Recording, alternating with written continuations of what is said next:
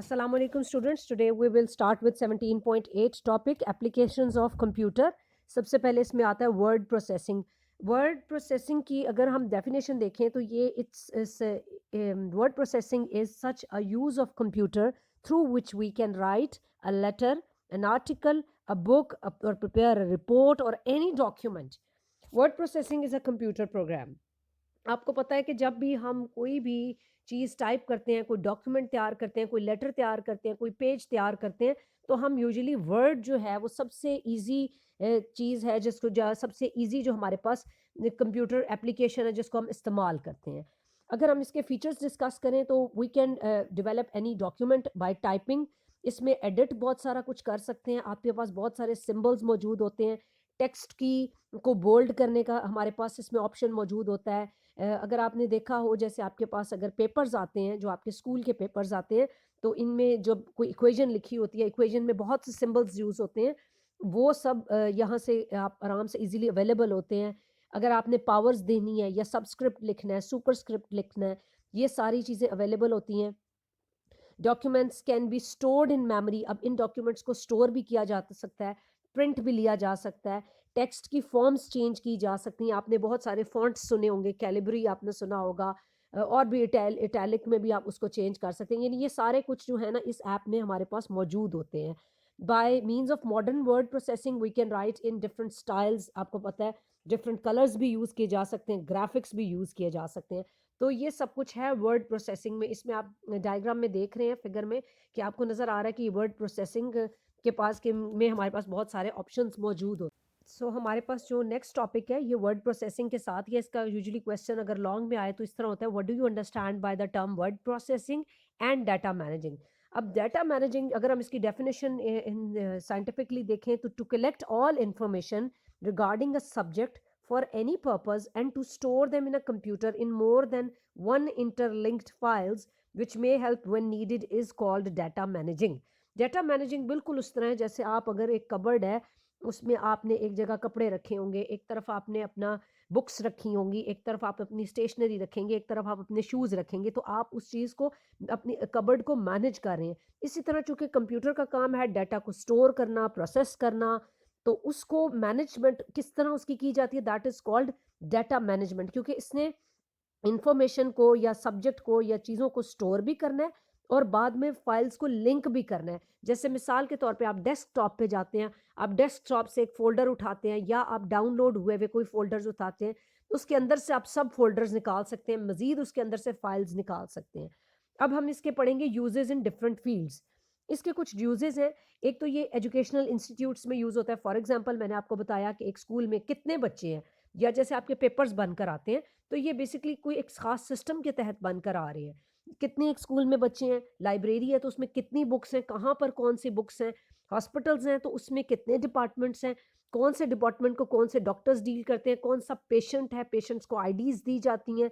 इस तरह इंडस्ट्रीज़ में बहुत ज़्यादा इस्तेमाल होता है।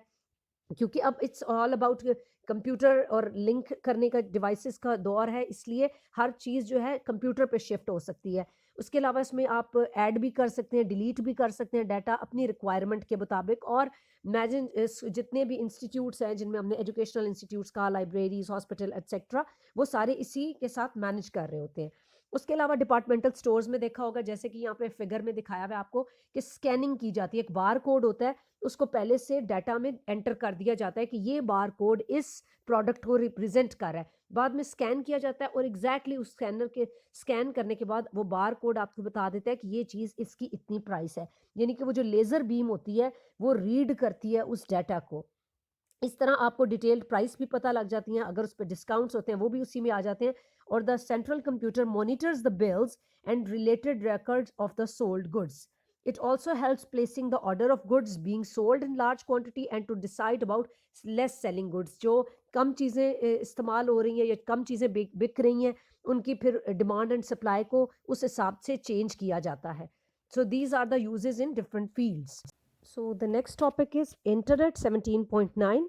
इंटरनेट किस तरह से बना, क्यों बनाया गया, इसकी क्यों ज़रूरत पेश आई? इसलिए क्योंकि जब दुनिया में बहुत सारे नेटवर्क्स को आपस में कनेक्ट करने की कोशिश की गई तो उसका कम्युनिकेशन का एक तरीका निकाला गया, उसकी वजह से इंटरनेट फॉर्म हुआ।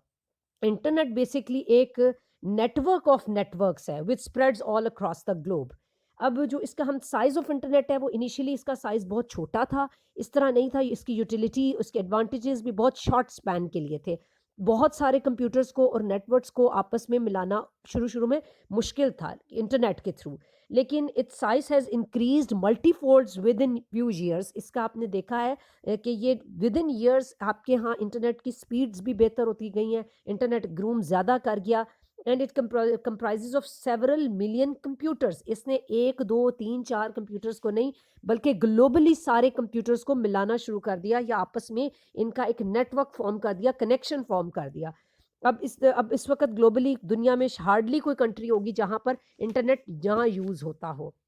अगर हम बात करें इसके वर्किंग प्रिंसिपल की, तो ये basically it's a large computer network which x tends all across the globe. In internet, millions of computers remain connected together through well laid communication. इसका एक प्रॉपर कम्युनिकेशन सिस्टम है, उसके थ्रू ये आपस में कनेक्टेड हैं। बिल्कुल उस तरह जैसे आपने टेलीफोन कम्युनिकेशन सिस्टम देखा जो हमारे यहाँ जैसे पीटीसीएल की लाइंस होती हैं, जिस तरह उनको आपस में कनेक्ट किया गया। आपने देखा कि एक इंसान दूसरे इंसान को टेलीफोन कर सकता है, उससे बातचीत कर सकता है, कम्युनिकेट कर सकता है। इंटरनेट ने इस चीज़ को थ्रू कंप्यूटर्स मज़ीद आसान कर दिया। और जिस तरह बिल्कुल टेलीफोन कनेक्शंस होते थे, any computer of any city can establish a connection with any other computer of any other city and exchange data और मैसेजेस विद इट। अगर आप इसकी कॉन्सेप्चुअल डायग्राम जो आपके पास फिगर 17.21 है, तो आप इसकी स्कीमेटिक डायग्राम से देख सकते हैं कि इंटरनेट ने कंप्यूटर, टेलीफोन और मोबाइल फ़ोन्स और इन सबको आपस में ग्लोबली एक दूसरे से इंटरनेट कर दिया। अब इंटरनेट सर्विसेज़ क्या हैं, क्या चीज़ें हैं जो आपको एक दूसरे से कनेक्ट कर रही हैं या आप इन्फॉर्मेशन गेन कर रहे हैं, वो हम इसमें जस्ट मैं आपको अभी बताऊँगी। इसको हम नेक्स्ट लेक्चर में कवर करेंगे कि वेब ब्राउज़िंग, ईमेल, आपको जनरली पता है ये चीज़ें क्या हैं, कि हमने अगर कोई चीज़ भी सर्च करनी हो, तो हम वेब ब्राउज़र्स या इंटरनेट एक्सप्लोरर्स या गूगल क्रोम, इस तरह की डिफरेंट ऐप्स को यूज़ करते हुए एक्सप्लोरिंग करते हैं। और जो ईमेल या इलेक्ट्रॉनिक मेल्स हैं, उनके ज़रिए हम एक दूसरे से कम्युनिकेट करते हैं। तो ये इंशाल्लाह हम नेक्स्ट टाइम इसको डिस्कस करेंगे। Thank you so much.